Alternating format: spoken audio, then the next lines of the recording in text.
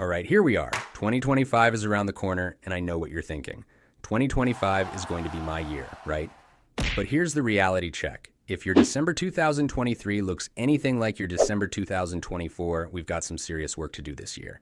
I mean, how many times have we said this is the year? And then by March, we're back to old habits. Why? Because motivation fluctuates, my friend. One day you're on fire, the next you're hiding under a rock. But here's the deal. Motivation isn't the secret to success, it's consistency. And where does that consistency come from? Habits. It's the small, simple things you do every single day that add up to big, real changes. So if you want 2025 to actually be different, if you want it to be better than last year, you need to ditch the unrealistic goals and start focusing on the habits that actually work. And before we dive in, make sure to hit that subscribe button if you're ready for more reality checks. Now grab your coffee, take a seat, and let's dive into 6 habits that, if you actually follow them, will completely transform your life in 2025. No fluff, just hard-hitting reality checks. Habit 1, goal mapping.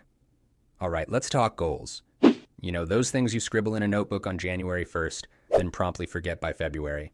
Yeah, I'm looking at you. How many times have you said, I want to get fit, or I want to make more money? Be honest. If you've been saying the same thing for 5 years, let me ask you, how's that working out for you? Thought so, but hey, it's not your fault. The problem isn't your dream, it's your process, or let's be more precise, your lack of one. Let's do this the right way. Now let's get one thing straight.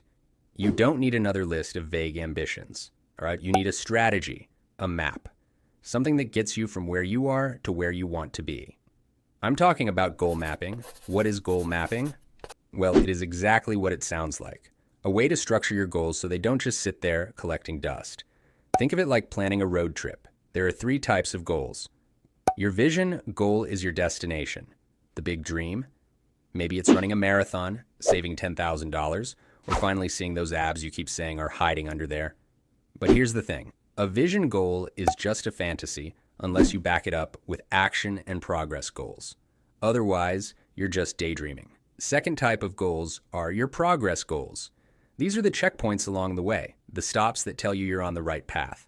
One characteristic of these goals is that they are measurable, specific, quantifiable benchmarks that let you clearly see if you're moving closer to your ultimate objective. For example, instead of saying, I want to be healthier, try lose 1 pound per week. That's measurable. That's specific. And it's a lot harder to lie to yourself when the scale is staring back at you. Oh, and here's a fun fact. Studies show that people who track their progress are 42% more likely to achieve their goals. So yeah, tracking isn't just for nerds, it's for winners. And then the most important goals are your action goals, which are the directions, step-by-step instructions on how to get there. These are the steps you can control. Let me say that again, you can control them. So if you exercise 30 minutes 5 times a week, each week you will be able to lose 1 pound or maybe not, which will alert you to recheck your action goals, maybe work more, maybe increase the intensity. But either way, losing 1 pound a week will make you fitter, which is the long-term goal in this case. Yeah, it's that simple. If you want to save $10,000 in a year, make it save $833 per month. See the difference? Habit 2, journaling.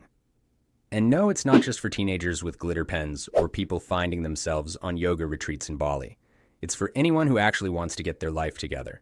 Journaling is proven to lower stress, improve focus, and help you make better decisions. Don't believe me? In a research article titled Putting Feelings into Words, Matthew D. Lieberman from UCLA University, along with others, have found that expressive writing can reduce stress and even improve your working memory. Translation: your brain will stop feeling like a browser with 45 tabs open. Sounds useful, doesn't it? Now, there are a few ways to journal. Let me spell it out for you because apparently it's not obvious. Gratitude journaling. Write down 3 things you're grateful for. Yeah, it's not that deep. But guess what? It actually works to reduce anxiety. If you're too busy to be thankful, well, enjoy your stress. Goal tracking. Track your progress. This could help with tracking your progress goals. If you're not tracking your progress, you're just hoping that something magically happens. It's like setting a GPS without checking where you're going. What's the point? And then we have reflective journaling, my ultimate favorite. Why? Because it's basically your daily or weekly, if you're feeling lazy, performance review. Here's how it works. At the end of the day, take 10 minutes before bed to reflect. Think about what went well, what sucked, and why. And please, don't sugarcoat it or lie to yourself. This isn't Instagram. No one's impressed by fake perfection. The key is consistency. Daily or weekly, pick one and commit.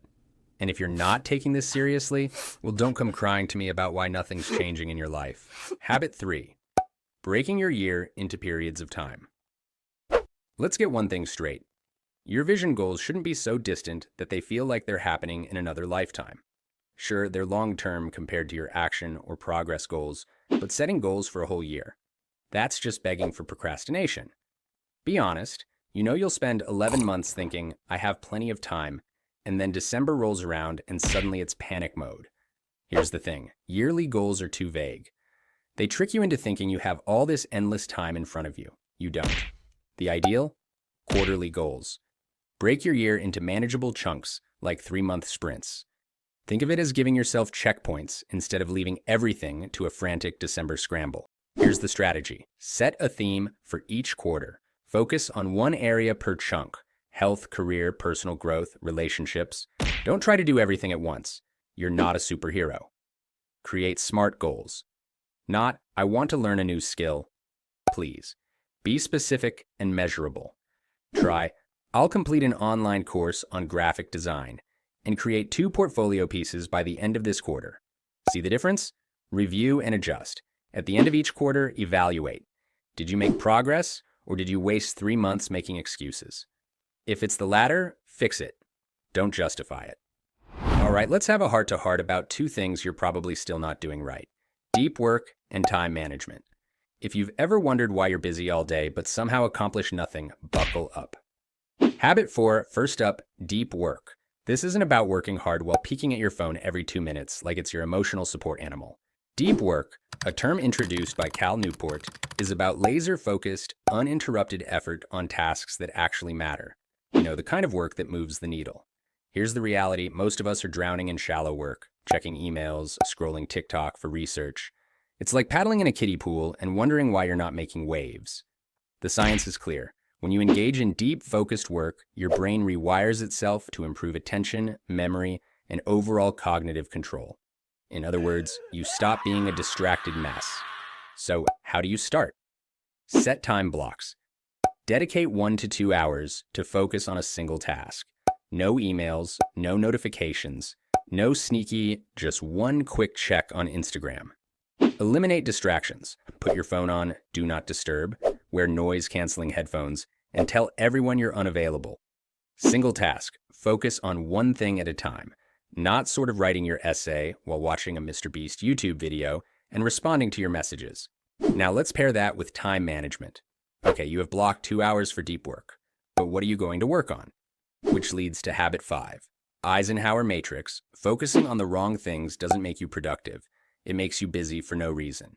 Enter the Eisenhower matrix, a simple tool that separates the important from the useless. Here's the breakdown. Urgent and important. These are your priorities. Deadlines, emergencies, and anything that actually matters. Deal with these first. Not urgent, but important. Long-term goals like learning a skill, building relationships, or taking care of your health. These are the things you should focus on during your deep work sessions. Urgent but not important. Delegate these distractions. Yes, you can say no to unnecessary meetings or let someone else handle that non-critical email. Not urgent and not important. This is your procrastination zone. Social media, endless Netflix binges, and arguing online about pineapple on pizza belong here. Avoid this quadrant unless your goal is to waste time. Here's the kicker. Deep work and the Eisenhower matrix are like peanut butter and jelly. One helps you focus, and the other makes sure you're focusing on the right things. Habit 6, daily movement. Look, you don't need to be running marathons or counting your steps like it's a competition. I'm not going to sit here and tell you to walk 10,000 steps a day. That's for people who have nothing better to do than walk in circles around their block, trying to hit some arbitrary number. I get it. You're busy, you're tired, and the thought of moving is, well, exhausting. Now, full confession, I'm not going to sit here and preach about physical activity.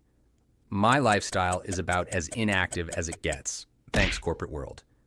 But there's one thing I will do every single day. And no, it's not crushing some hardcore HIIT workout. For me, it's a sunset walk. Yeah, I know, it sounds cliche, but it's my jam. And honestly, it's the perfect way to reset after a day of staring at spreadsheets or pretending to be productive. It's like hitting the reboot button on my energy. It works, okay? Here's the thing. Find something that makes you enjoy moving. Maybe you're into the gym aesthetic. If that's your thing, power to you. Or maybe you just like walking your dog and pretending you're having a deep conversation with your pet. Whatever works. Just do something that doesn't involve sitting on your butt all day. All right, we've made it through the 6 habits that could quite literally flip 2025 on its head for you. But before you sprint off into the sunset, vowing to start tomorrow, let me hit you with one final reality check. None of this works if you don't actually do it. I'm not here to sugarcoat it. The difference between the version of you crushing 2025 and the one stuck in the same old rut isn't some magical motivational quote or a perfectly aesthetic journal setup. It's action, plain, simple, unglamorous action. And if you are more interested to get a reality check about planning versus doing, then go watch the previous video. So here's your homework. Yes, homework, because I'm not letting you off the hook. Pick one habit, just one. Start there. Commit to it for the next 30 days and see how it feels. Then comment below what your habit is, and each time comment whether you made progress or not. This way, we will encourage each other in the comments and not feel like we are alone in this. You know that saying that goes, drop by drop, the sea fills. I am joking, I made it up, but you got the meaning, right? Because when December 2025 rolls around, I want you looking back and thinking, damn, I really did that. Instead of, oops, maybe next year. So no excuses, no procrastination, no overthinking. Start small, stay consistent, and make 2025 your year for real this time. And if you don't, well, you already know what I'm going to say. Here's your reality check. See you in the next one.